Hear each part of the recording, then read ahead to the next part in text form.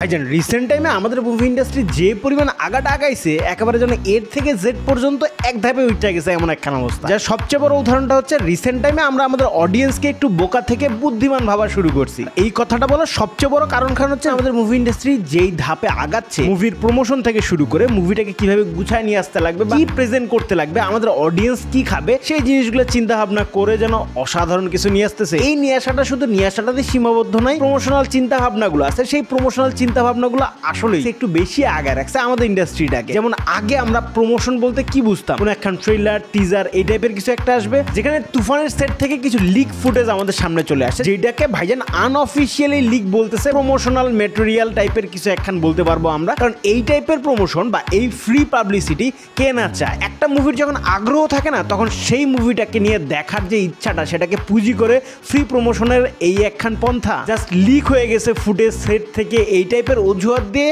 সুন্দর একখান প্রমোশন করে ফেলানো যায়, যেখান ভাইজান রিসেন্ট টাইমে অনেক মুভির ক্ষেত্রে দেখতেছি। তবে এই জায়গাটাতে এই প্রমোশনটা বা এই ফ্রি প্রমোশনটাকে খারাপ কিছু বলে ভাইজানের তো মনে হচ্ছে না। প্রমোশন হবে, মুভির হাইপ বাড়বে, অডিয়েন্সের দেখার আগ্রহ বাড়বে, সব মিলা যেন পুরো মাখন একখান জিনিস হবে। তাই ভাইজান তুফানের সেট থেকে আনঅফিশিয়ালি লিক হওয়া যে ফুটেজগুলো আছে, সেই ফুটেজগুলোর দিকে যদি একটু ভালো করে লক্ষ্য করি, তাহলে ভাইজান দেখবোটা কি অসাধারণ কিছু একখান দেখবো, যেখানে সাকিব খানকে আমরা দেখতেছি সেই হট ড্যাশিং লুকে, সাদা শার্টের সাথে সেই বিয়ার্ড, সেই বড় বড় চুল, এক কথায় বলতে গেলে রণবীরের এনিমেল লুক টাইপের একখান গর্জিয়াস লুক আমাদের সামনে প্রেজেন্ট করছে। এই অসাধারণ লুকের আনঅফিশিয়াল লিকটার পাশাপাশি আরো একখান লিক আমাদের সামনে চলে আসে।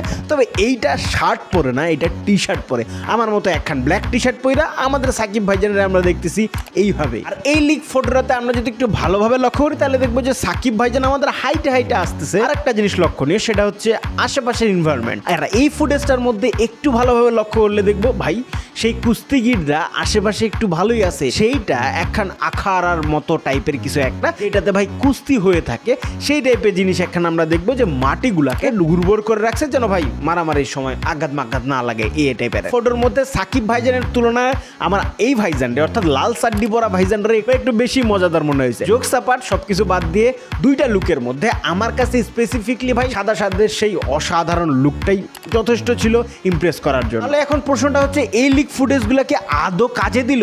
অবভিয়াসলি দিছে। এই যে ভাইজান তোমাদের আলোচনা করতেছে, বকবক করতেছে তোমাদের সাথে, তো এই জিনিসটাই তারা চাচ্ছিল বা এই জিনিসটাই তুফানের টিম মেকাররা চাচ্ছিল, যে এই ফ্রি প্রমোশনটা বা এই ফ্রি পাবলিসিটির জন্য একটু ভরায় ভরায় হয়। আর সেই জিনিসটা রিসেন্ট টাইমে বলিউড থেকে শুরু করে প্রত্যেকটা জায়গা থেকে আমরা দেখতেছি। যেমন আমরা যদি উদাহরণ ধরি, অবভিয়াসলি মার্ভেলের মুভির কথা বলি, এরকম হাই বাজেটের সেট থেকে কিভাবে ভাইজান ফুটেজ লিক হয় যদি তারা না করে, সেগুলো আমাদের সামনে চলে আসছিল। এরই সাথে বলিউডের রিসেন্ট টাইমের রণবীরের যে লুকগুলো আমাদের সামনে চলে আসতেছে, সব মিলে কি এই জিনিসগুলা সেটা কি এইভাবে আনঅফিশিয়ালি লিক হওয়া সম্ভব? একদমই না। এই প্রমোশনটা মেকাররাই করে, এই ফ্রি প্রমোশনটা মেকাররাই চায়, কারণ সেই হাইপটা বজায় থাকবে। তবে প্রশ্নটা হচ্ছে, এই হাইপটা বজায় রাখতে যায় কি ভালো কিছু হচ্ছে?